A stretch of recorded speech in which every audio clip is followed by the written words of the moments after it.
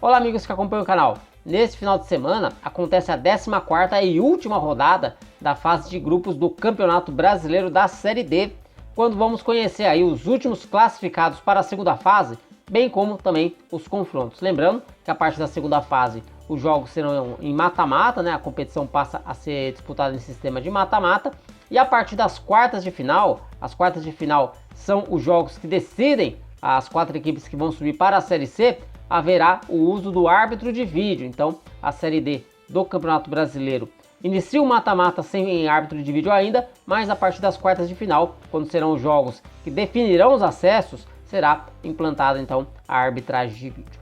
E nesse vídeo aqui então eu passo para vocês como é que está a situação de cada grupo, quem já está classificado e também quem briga por vaga na segunda fase. Vamos lá? Começando pelo grupo 1. O grupo 1 está praticamente aí tudo definido. O Castanhal já está classificado há algumas rodadas, bem assim na frente do segundo colocado, é o líder com 33 pontos, tem aí a melhor campanha da Série D.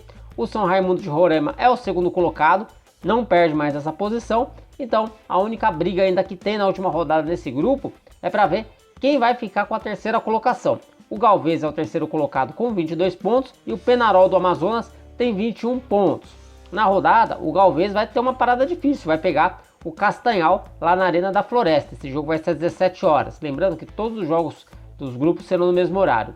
Já a equipe do Penarol, o Penarol ele pega também em casa o Grêmio Atlético Sampaio, o Gás. Então, se o Galvez aí tropeçar diante do líder, a equipe amazonense terá a chance de beliscar a terceira colocação desse grupo. Os 4 times já estão classificados. O Fácil é o quinto colocado, tem 14 pontos, está bem atrás. Então a única briga nesse grupo aqui será apenas para ver quem vai ser o terceiro colocado. Vamos para o grupo 2? O grupo 2 que já temos aí o Guarani de Sobral líder e classificado, o 4 de julho também classificado, e aí restam aí duas vagas, né? O Paragominas está quase lá, né? Tem 20 pontos ganhos, o Motoclube tem 18 pontos ganhos, enquanto que a equipe do Palmas, né, que ainda briga aí por vaga na segunda fase, tem 17, e o Imperatriz aí também, que tem chance de classificação, tem 16 pontos. São essas aí as equipes que brigam, essas 4 equipes que brigam aí por 2 vagas na segunda fase.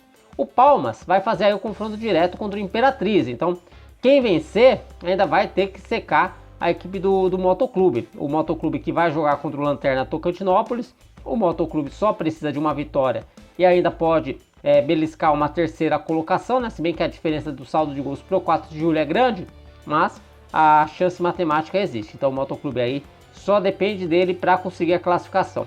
O Paragominas também, o Paragominas é o terceiro colocado com 20 pontos, vai receber o já classificado e já garantindo a liderança Guarani de Sobral. O Paragominas, se perder, aí ele terá que torcer aí por um tropeço, né, da equipe do Palmas, né? Daí o Palmas e o Motoclube não podem vencer, porque se o Palmas vencer, alcança os mesmos 20 pontos que a equipe do Paragominas e lhe ultrapassa no número de vitórias. O Paragominas tem 5 vitórias e o Palmas vencendo iria a 6 vitórias. Então é por isso que a equipe do Paragominas ainda não está garantida na segunda fase, mas depende ali apenas de um empate em casa contra o líder Guarani de Sobral para avançar, ou de um tropeço da equipe do Palmas, já que o Imperatriz não pode alcançá-lo. O Imperatriz chega no máximo a 19 pontos. A luta do Imperatriz ali é contra a equipe do Motoclube. Ele tem que vencer o Palmas para ganhar essa posição do Palmas e depois ainda dar uma secadinha no Motoclube. O Motoclube que vai pegar aí a equipe do Tocantinópolis, que não tem qualquer chance de classificação. O Juventude Samas está fora da briga, né? O Juventude Samas apenas vai cumprir tabela contra o 4 de julho. Todos os jogos desse grupo vão acontecer no sábado às 3 da tarde, né? Lembrando então sempre os jogos do mesmo grupo no mesmo horário. Vamos para o grupo 3. O grupo 3, que aí já tem 3 vagas definidas. ABC, América e Campinense já estão classificados. E a última vaga vai ser disputada entre Atlético Cearense e Souza. E o melhor de tudo é que essa vaga aí vai ser disputada no confronto direto, né? O Atlético Cearense tem 18 pontos, o Souza tem 16 e eles vão se enfrentar lá no estádio Domingão às 15 horas. Todos os jogos desse grupo serão no próximo domingo. E aí a situação desse grupo é muito simples. Se o Atlético empatar, ele está classificado. Se o Souza vencer, ele está classificado. O 13 tem 15 pontos. Apesar de poder chegar aos mesmos 18 pontos que o Atlético Cearense, não tem aí a menor condição de classificação, em função exatamente desse confronto direto e também por ter apenas 2 vitórias, enquanto que o Atlético já tem 5 vitórias. Então, a briga nesse grupo 3 vai ficar restrita a esse jogo, né? Todas as atenções desse grupo para o jogo Atlético Cearense e Souza. Só para passar a rodada, nós teremos ainda o ABC jogando contra o 13, o Campinense encarando o Caucaia e o Central jogando contra o América de Natal, né? O ABC aí já está com a primeira colocação garantida, porque ele pode ser alcançado o número de pontos pelo América, mas já tem 8 vitórias e no máximo o América chegaria a 7 vitórias. Então a briga ali do América é com o Campinense para ver quem vai ficar com a segunda colocação. As duas equipes têm 22 pontos, têm 6 vitórias e também tem 6 gols de saldo. O que deixa o time de Natal na frente é o número de gols marcados, 18 pontos. Então aí o América Campinense brigando aí por essa segunda colocação do grupo 3, outra disputa aí interessante dentro dessa chave.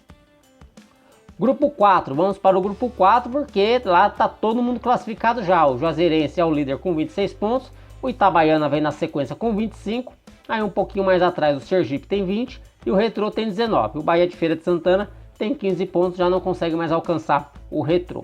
E qual que é a briga desse grupo aí? É exatamente a briga pela liderança. O Juazeirense enfrenta o Itabaiana no domingo, às 16 horas, no estádio Adalto Moraes. Então esse jogo aí vale a primeira colocação. O Sergipe vai encarar o Bahia de Feira de Santana lá no Batistão, defendendo a terceira colocação, enquanto que a equipe do Retrô visita o Lanterna Murici para ainda tentar aí ficar com a terceira colocação. Ele vai dar uma secadinha no Sergipe, tentar vencer o Murici para pular para a terceira colocação. E a rodada vai ser completada, né, com um jogo só para cumprir tabela entre Atlético Alagoinha e Asa de Arapiraca. Então, essa aqui é a disputa do grupo 4, né? É a disputa pela primeira colocação e também a disputa pela terceira colocação. Bora para o grupo 5. O grupo 5, nós temos já o Aparecidense classificado, 28 pontos e com a primeira colocação já garantida. O Nova Mutum, com 24 pontos, é o segundo colocado. União Rondonópolis é o terceiro colocado, 3 pontos atrás do Nova Mutum. Então tem aí uma briga pela segunda colocação ainda desse grupo. E o Brasiliense é o quarto colocado com 20 e o Goianésia também é o quinto colocado também com 20 pontos. Então, Brasiliense e Goianésia disputam essa última vaga. E o que é mais interessante também é que essa briga vai se dar por confronto direto. Os times se enfrentam no sábado, às 16 horas, lá no Valdeir Oliveira. O Brasiliense, né, por ter aí melhor saldo, por ter uma vitória a mais, vai jogar pelo empate. Enquanto que só a vitória classifica o Goianésia para a segunda fase e o time ainda pode beliscar a terceira colocação. Vai depender do que acontecer com o União Rondonópolis contra o Porto Velho. Então, essas aí são as brigas, né, desse grupo 5. A briga pela última vaga, também a briga pela terceira colocação ou pela segunda colocação, né? O União Rondonópolis encara o Porto Velho. Se ele vencer, ele chega aos 24 pontos que tem o Nova Mutum. E aí ele vai torcer para o Nova Mutum perder para o Aparecidense, o líder Aparecidense, que já está aí com a primeira colocação garantida. Bora para o grupo meia dúzia, o que já tem a Ferroviária de Araraquara, já com a primeira colocação disparada garantida, tem 32 pontos. E a briga nesse grupo aqui, já que está todo mundo classificado, o Boa Esporte está classificado, tem 23 pontos, o Uberlândia tem 22 pontos e a Caldense tem 21 pontos. O Rio Branco de Venda Nova tem 3 pontos a menos que a Caldense, mas mesmo que alcance os mesmos 21 pontos da equipe mineira, ainda ficaria atrás no número de vitórias, por isso que o Rio Branco de Venda Nova também não tem mais chance de classificação. Então, a briga por esse grupo é para ver quem vai ficar entre a segunda e a quarta colocação. O Boa Esporte vai jogar contra o Lanterna Águia Negra, então tem aí uma possibilidade de ainda ficar com essa segunda colocação. O Uberlândia joga contra a líder Ferroviária, né? Enquanto que a Caldense vai jogar contra o Rio Branco do Espírito Santo, né? A diferença entre o Boa Esporte, segundo colocado, e a Caldense é de 2 pontos, né? Então, muita coisa pode acontecer nesse grupo aí. De repente, a Caldense se classificar como terceira colocada, como segunda colocada, e o Boa, que é o vice-líder, de repente pode aí cair para a quarta colocação. Então, é a única mudança desse grupo 6 que vai poder acontecer nessa rodada. Lembrando que todos os jogos desse grupo vão acontecer no domingo, às 16 horas. No grupo 7, o grupo 7 é um caso à parte, porque todo mundo desse grupo ainda tem chance de classificação, até o Madureira, que é o último colocado, já que a diferença entre o quarto colocado e o Madureira é de apenas 2 pontos. Portuguesa e Santo André já estão classificados, o Cianorte está quase lá, o Cianorte só precisa de um pontinho contra a Portuguesa para também avançar. E aí a briga fica entre Bangu, Inter de Limeira, Boa Vista, São Bento e Madureira. Vamos lá, o Bangu, né, por ser o quarto colocado, ele só precisa aí de uma vitória, uma boa vitória até, né, porque ele pode ser superado pela Inter de Limeira no saldo de gols mesmo vencendo. Então o Bangu ele não pode perder para o Santo André, ele tem que vencer o Santo André para conseguir aí se manter na quarta colocação e torcer para que uma eventual vitória da Inter de Limeira sobre o Madureira, a Inter de Limeira não consiga descontar no saldo de gols. Como eu falei, a diferença entre eles é de apenas um gol de saldo, o Bangu tem menos 3 gols e a Inter de Limeira tem menos 4, então, por exemplo, o Bangu se vencer de 1-0, a Inter de Limeira não pode vencer o Madureira por 3 gols de diferença, porque daí iria superar a equipe do Rio de Janeiro no saldo de gols. A situação da Inter de Limeira tem que vencer a equipe do Madureira fora de casa, né, e torcer aí para um tropeço do Bangu, né, um empate ou derrota. Se o Bangu vencer, é como eu falei, aí tem que descontar esse saldo de gols aí para tomar a quarta colocação.